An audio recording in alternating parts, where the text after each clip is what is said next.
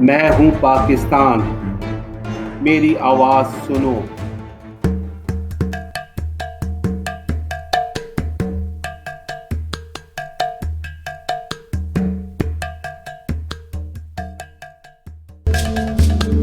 انیس سو اٹھائیس کے دور کے ہندوستان میں وہ کون لوگ تھے جنہیں تاج برطانیہ نے مہمان بنا کر بر صغیر میں بھیجا تھا؟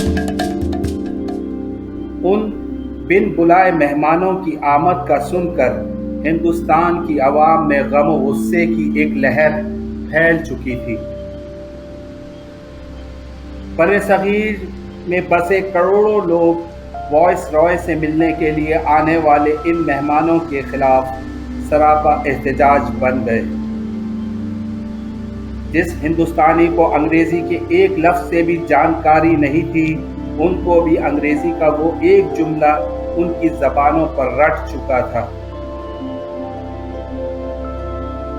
شہر کے بیچوں بیچ مقامی پتنگ بازوں کی ایک ملاقات جاری ہے، اور یہ پتنگ باز اپنی پتنگ بازی میں فزکس کے کچھ اصول شامل کرنے کی کوشش کر رہے ہیں۔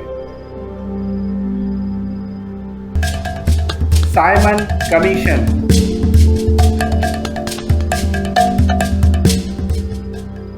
سائمن کمیشن کو بر صغیر پاک و ہند میں بنیادی طور پر اس لیے بھیجا گیا تھا تاکہ جو وعدہ کیا گیا تھا سن 1919 کے ایکٹ میں کوئی آئندہ 10 سال بعد نئی ریفارمز لائی جائیں گی، وہ مقامی انڈین لیڈرشپ کے ذریعے سے ہی لائی جائیں گی، اور انڈین لیڈرشپ اس نئی ریفارمز کے لیے کوئی فارمولا تیار کرے گی۔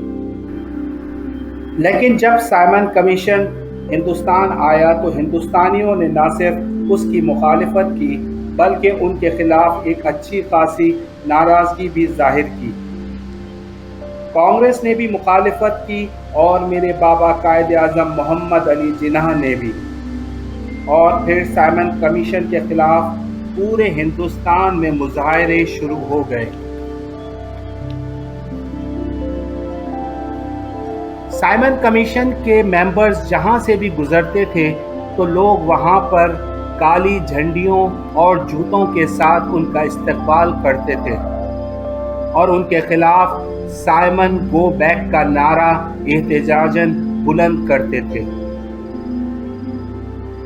جس کو ایک حروف بھی انگریزی کا نہیں آتا تھا، اس کو بھی یہ انگریزی کے 3 الفاظ اچھی طرح سے یاد ہو گئے تھے کہ Simon go back.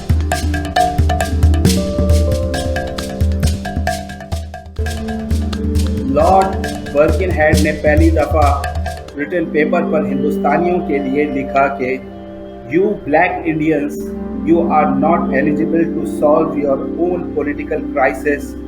We, with devotion, when struggle for your survival, for your reforms, you are creating trouble in way of our constitutional efforts. If you think you are competent, then go and bring your proposals."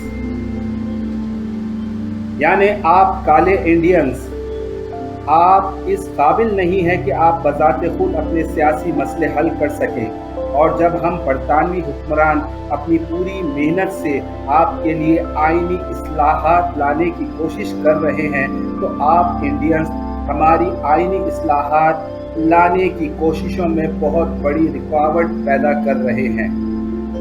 اگر آپ لوگ اتنے ہی قابل ہیں تو جا کر پہلے اپنی تجاویز بنا کر ہمارے سامنے لائیں۔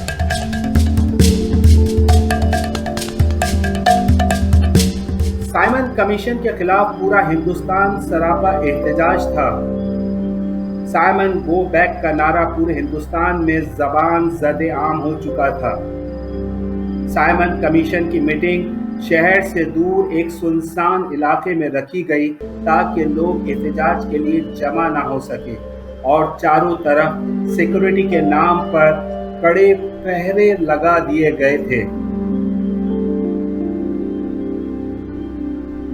تو اس موقع پر علاقے کے لوگوں نے پتنگ بازی کے ماہر لوگوں کو جمع کیا اور انہوں نے پتنگیں اڑائی، اور جن کو ہاتھوں کی یہ کیلکولیشن معلوم تھی کہ کس اونچائی پر جا کر پتنگ کٹے تو ہوا میں کتنی دور جا کر گرے گی، تو جب ان پتنگ بازوں نے پتنگ اڑا کر جب اپنے اندازوں سے پتنگ کی ڈور توڑی تو پتنگیں اسی میدان میں جا کر گرنے لگی جہاں سائمن کمیشن کی میٹنگ ہو رہی تھی، اور ان پتنگوں پر لکھا تھا سائمن گو بیک۔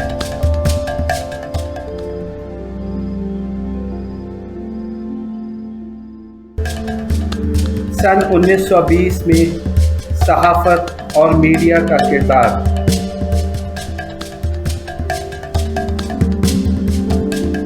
سن 1920 میں ابلاغ عامہ یعنی میڈیا کا کردار کیا تھا، یہ سمجھنا بہت ضروری ہے۔ اس دور کی صحافت کا اندازہ اس بات سے لگایا جا سکتا ہے کہ مسلم صحافت اپنے طور پر انگریز سامراج کی ان زیادتیوں کو اجاگر کرنے میں سر فہرست رہا۔ مولانا ابوالکلام آزاد کے اخبار انقلاب کو دیکھیں تو وہ اخبار بہت ووکل تھا۔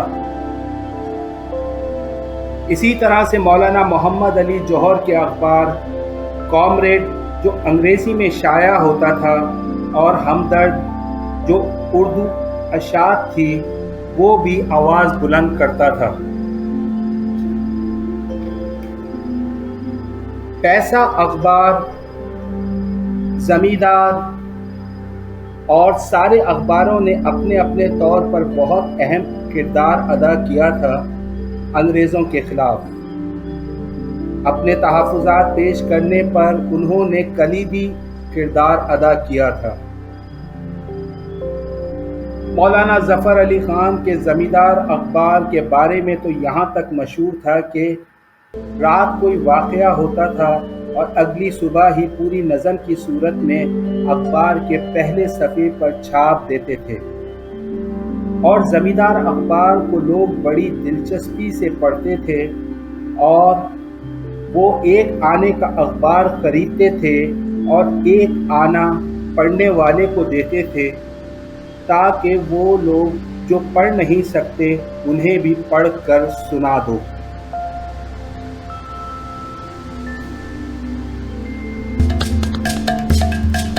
انیس سے لے کر 1924 تک خلافت موومنٹ۔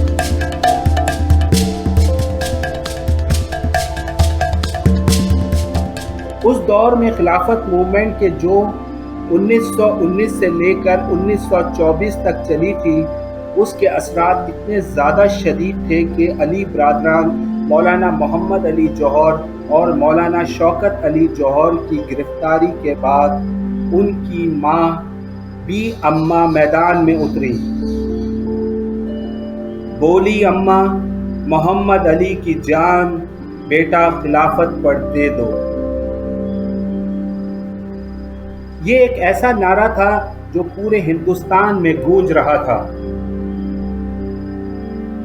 اور جہاں تک تعلق ہے بی اماں کا، جو انہوں نے بہت بھرپور طریقے سے نہ صرف اپنی تحریک خلافت میں حصہ لیا بلکہ انہوں نے اپنے بیٹوں کی حوصلہ افزائی بھی کی۔ اکثر یہ عموماً ہوتا ہے کہ خواتین کسی کی بیوی، کسی کی ماں، کسی کی بہن ان سے رشتہ داری کی وجہ سے نمایاں ہوتی ہے، لیکن بی اماں اپنے بیٹوں کی وجہ سے نمایاں نہیں ہو رہی تھی بلکہ بیٹوں کو بی اماں کا کردار زیادہ نمایاں کر رہا تھا۔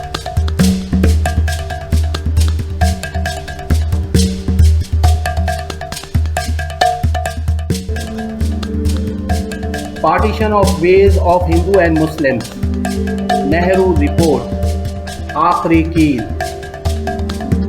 میرے بابا قائد اعظم محمد علی جناح جو اب تک یہ سمجھتے تھے کہ کانگریس مسلمانوں کے ساتھ مخلص ہے، مگر موتی لال نہرو کی گزارشات کے بعد قائد اعظم محمد علی جناح بہت دل برداشتہ ہو گئے۔ नेहरू रिपोर्ट में सन 1916 की मानी गई तमाम शिकों को मुस्तरद कर दिया गया कि मुसलमानों को दी गई 1/3 की नुमाइंदगी की बजाय उन्हें 1/4 की नुमाइंदगी देनी चाहिए। उनका मानना यह था कि मुसलमान बाकी दूसरी अक़लियतों की तरह वो भी सिर्फ एक अक़लियत हैं। मोतीलाल नेहरू का कहना था कि सिर्फ हम हिंदू जिम्मेदार हैं जो अंग्रेज़ों को गुजारिशात पेश करें, क्योंकि हिंदू अक्सरियत में हैं। उसके बाद मेरे बाबा कायद आज़म मोहम्मद अली जिन्ना को ये अंदाज़ा ज़रूर हो गया था कि मुसलमानों को कितनी मुश्किलात उठानी पड़ेंगी इन सब बातों से। जिन्ना साहब एक करिश्मा था। मिस एनी बीसेंट ने अपनी किताब जिन्ना is Karishma and charismatic leadership में जो बात उन्होंने लिखी थी कि जिन्ना was not a politician who may adopt exploitive situations. He was like a clear personality. मगर जिन्ना साहब जानते थे कि उनके मकसद की असल अहमियत क्या है। ये थे हमारे जिन्ना,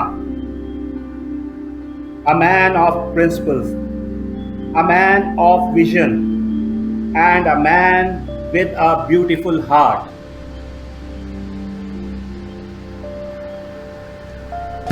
इलाहाबाद में ऐसा क्या हुआ जिसने तारीख का रुख मोड़ दिया?